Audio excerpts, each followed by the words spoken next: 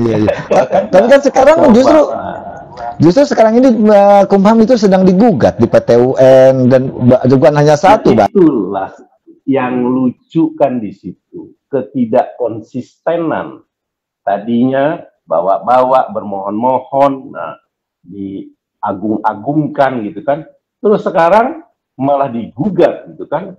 Dulu segala-galanya, sekarang ini kayak kayak apa ya? Kayak seperti ya tidak konsisten. Harusnya kembalilah ke jalan yang benar. Jalan yang benar itu yang mana? Kembalilah sesuai dengan statuta kita. Anggaran dasar yang kita pakai itu adalah anggaran dasar hasil KLB bulan Mei tahun 2015 di Banten. Banten.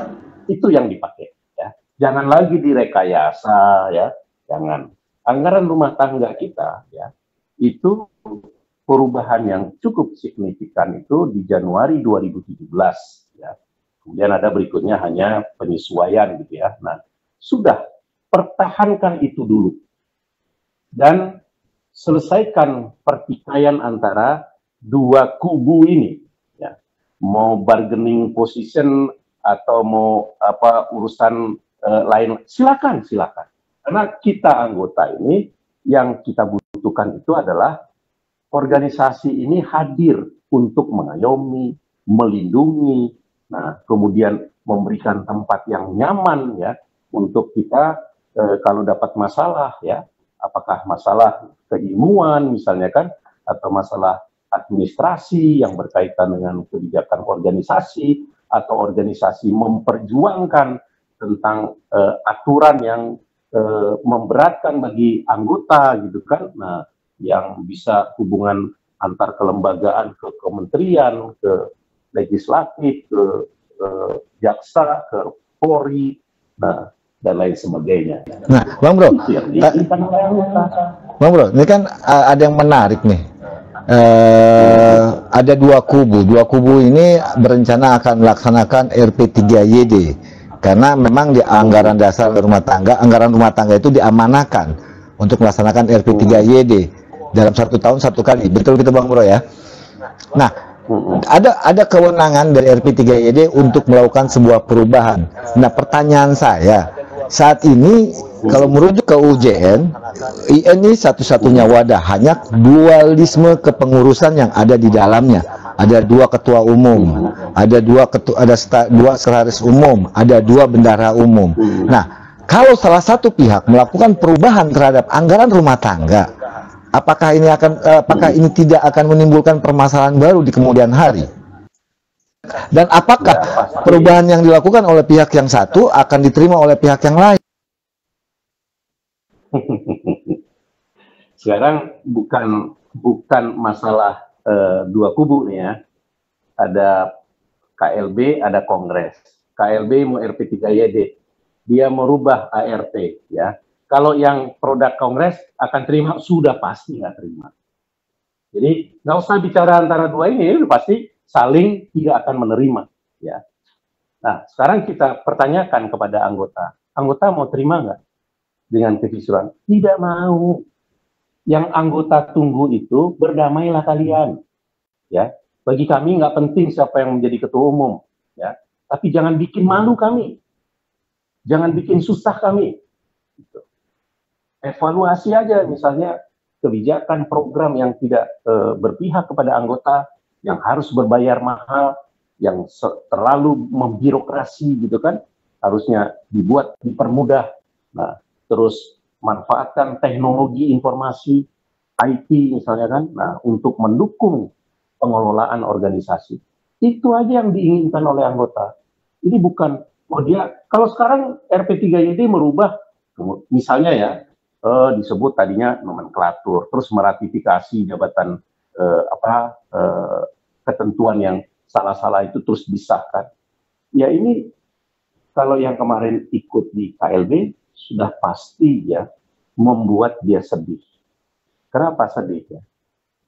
Nggak ada gunanya saya datang kemarin ke KLB, bayar ongkos, hotel, waktu habis, mencurahkan segala daya pikir ya yang terbaik untuk organisasi, ternyata dikangkangi oleh orang yang diberikan amanah. Sedih nggak? Ya sedih. Tapi orang yang mengangkang ini ngerti nggak kalau dia mengangkangi itu? Yang saya khawatir dan menjadi lebih sedih, dia nggak ngerti. Nah, kan kacau kalau begini. Iya kan, kalau memang itu yang terjadi, ya kan kenapa tidak pernah ada pengklarifikasi ya.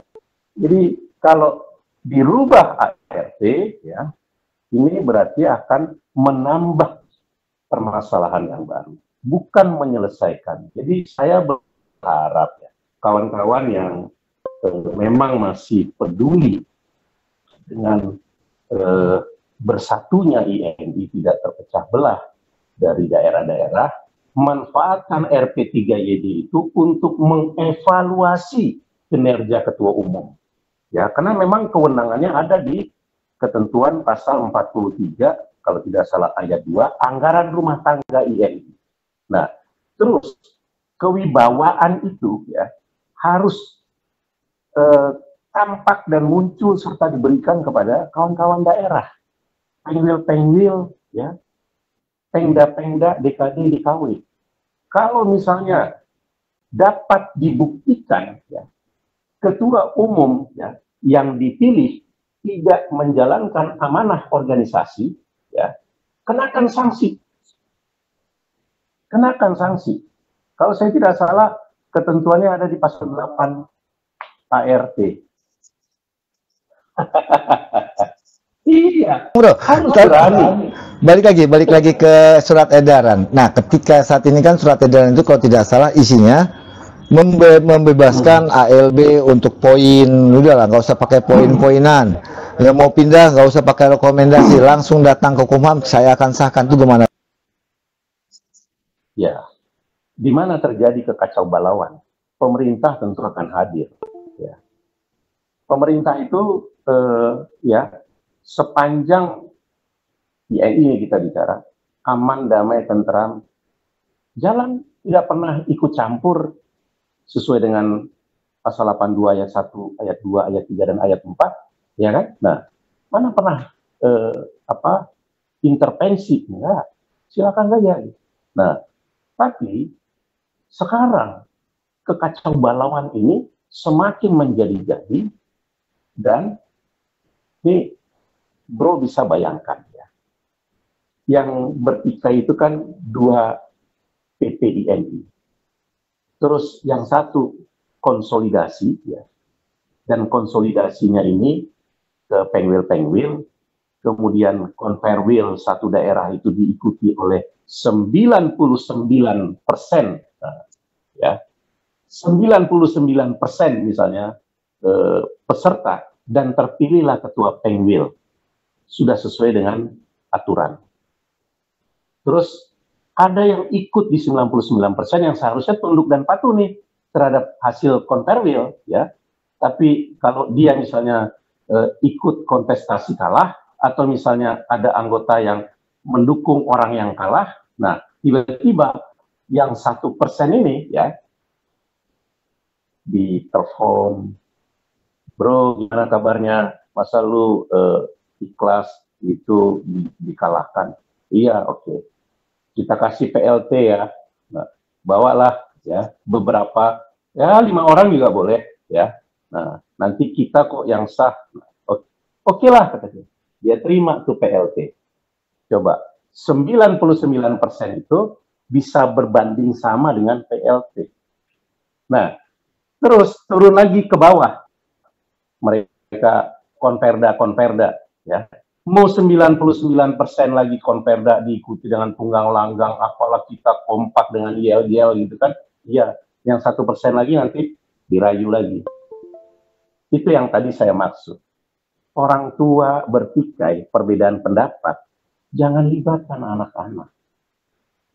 Jangan pengaruhi anak-anak. Kalau anak-anak bilang kan, Papa Kiting, aku nggak mau ini begini, kasihan Papa Kiting. Nah, ya, nggak apa-apa, kita lagi mendiskusikan sesuatu untuk kebaikan kita bersama. Papa Kiting sayang ibu, ya, kecintaan ibu, bla bla bla. Begitu kita